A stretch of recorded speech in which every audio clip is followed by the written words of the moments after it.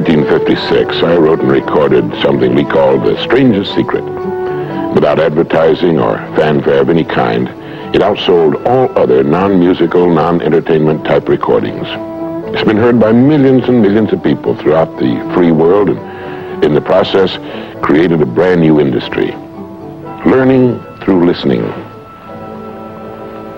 On one of these solid-state cassette tape players.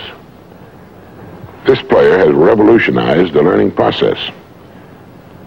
Now people listen in their automobiles while driving to and from work and on sales calls, time that was formerly wasted, on their commuter train with the little earpiece, in the bathroom while shaving in the morning, at the dinner table with the children gathered around the table and the whole family together for a change. This has made a tremendous difference in the business of learning. But getting back to The Strangest Secret, what makes a bestseller? What was there about that recording that caused millions of people to want to hear it over and over again and let their children hear it and play it for their employees and their sales forces? Well, I'm making a talk here today in which I'll cover the highlights and philosophy of The Strangest Secret, and I'd like to invite you to join us, and I hope you find it of some value.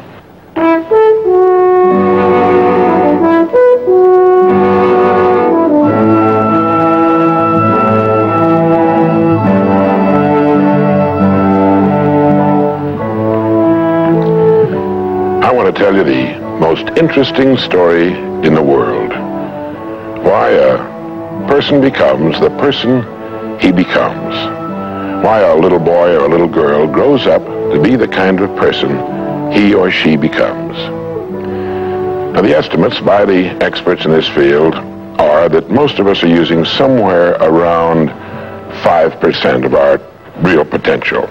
Some experts say as little as 1%. It means that we're only giving about 5% of ourselves to what we're doing, to our days, our work, our families, everyone we know, our entire environment. But it also means that we're only experiencing 5% of the fun, 5% of the joy, 5% of the rewards we could be knowing, or less. All the experts are agreed that in each of us, there are deep reservoirs of ability, even genius, that we habitually fail to use. Why? We know that most people desire by nature to succeed. But what is success? What is this word that has become so famous in the world? What does it mean? Most people don't know what success is all about. And since they don't know what it's about, they really don't know where to look for it. Success is really nothing more than the progressive realization of a worthy ideal. This means that any person who knows what he's doing and where he's going is a success. Any person with a goal toward which he's working is a successful person.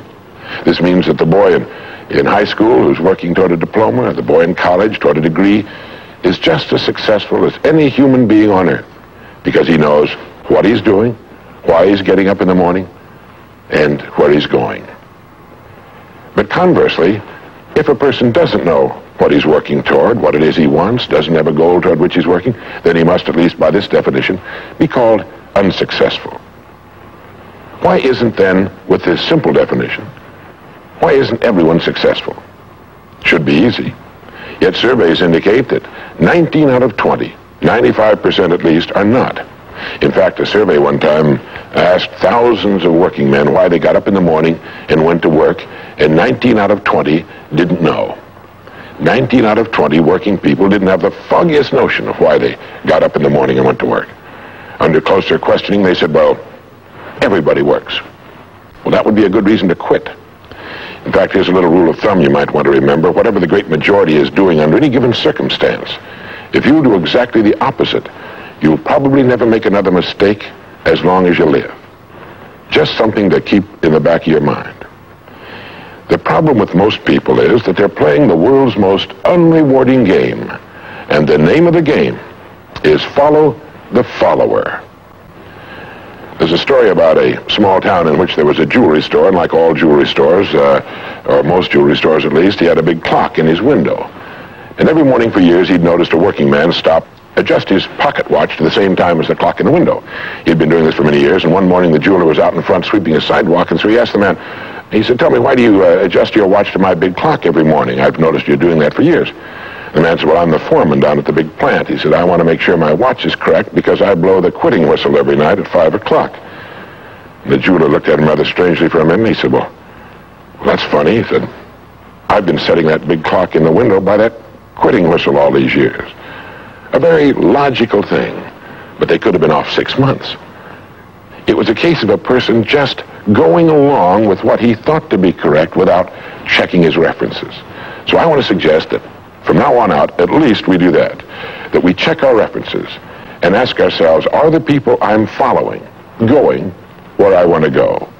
Let me tell you the story of what we might call the average young man in our society. Now, from the time this boy is born, there's only one thing on earth he can do, and that's to begin to think, act, and talk like the people by whom he's surrounded. This is all in the world he can do. But right off the bat, the odds are 95 to 5 that he's thinking, acting, and talking like the wrong group. They're wonderful people. They love him. They'd do anything in the world for him. They want him to succeed. But the odds are 95 to 5 they haven't got the answers he needs if he's to reach fulfillment as a human being, if he's to reach this success that he wants, if he's to reach into these deep reservoirs of ability and genius we know he possesses and draw it out. Well, he starts in school. The most important thing to a little boy in school is to be liked by the other little boys in school. And so at this tender age, he begins to follow other little boys his same age who don't know any more than he knows and who do not necessarily have any capacity for leadership. And he does this in the first grade, and the second, and the third, and the fourth, and the fifth, and the sixth, and the seventh, and the eighth, and year after year after year, he forms himself into a composite average of other little boys his age, trying to be like them, trying to do the only thing in the world that's impossible for a human being to do, which is to be like somebody else. Now, let's say he goes all the way through school, usually goes in the military service. Again, he's caught in a vice-like grip of conformity. Now, let's say he's 25 years old, out of school, out of service. What's he going to do? As a rule, he'll go back to his hometown, unless he's married, in which case he'll go to his wife's hometown. But let's say he goes back to his own hometown, he's single, he doesn't know quite what to do, he's standing on a corner one morning, and a friend that he knew in school comes up and says, hi there, Charlie, what are you doing? He says, nothing. He said, why don't you come down and work where I work? It's a pretty good place, the pay's regular, we got all kinds of fringe benefits and so on, and so he does. The odds are about, again, 95 to 5 that his first job is taken as a result of random application. On the job, without thinking about it, the most natural thing in the world for him to do is to look around, see how the other guys are doing their job, and to begin doing his the same way, assuming that what is normal for them is normal for him. No reason for this. He doesn't think about it. He just does it. Now, he has stretching in front of him 50 years or more in the golden age that man has been dreaming of since the days of ancient Greece. What's he going to do with these 50 golden years?